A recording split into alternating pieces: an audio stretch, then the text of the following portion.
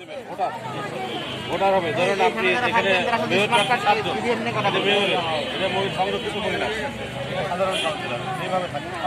এইটা থাকবে পোলিং অফিসারের কাছে। এখানে আপনি প্রথমে আঙুলের সাপ দিলে আপনার ছবিটা বিষয় ছবিটা বিষয় ওই পাশে নিতে পারে।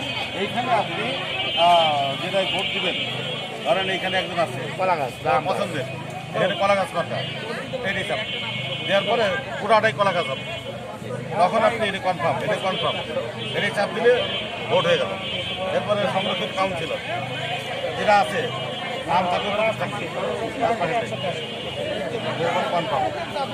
এবার মেম্বার ওয়ার্ড কাউন্সিলর যেটা ভোট দিলেন আপনি, যেটা যদি ভুল হয় তাহলে এটা তো দিলেন আপনাদের, তাহলে আপনি লালটা দিবেন, লালটা দিলে কেটে যাবে।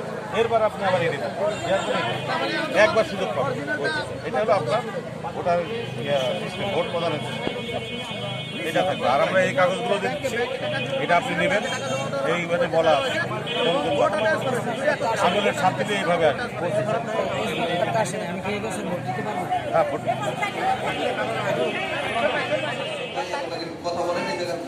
আচ্ছা আমি আসতেছি, পরে আসতেছি, একটু কাজ সেরে।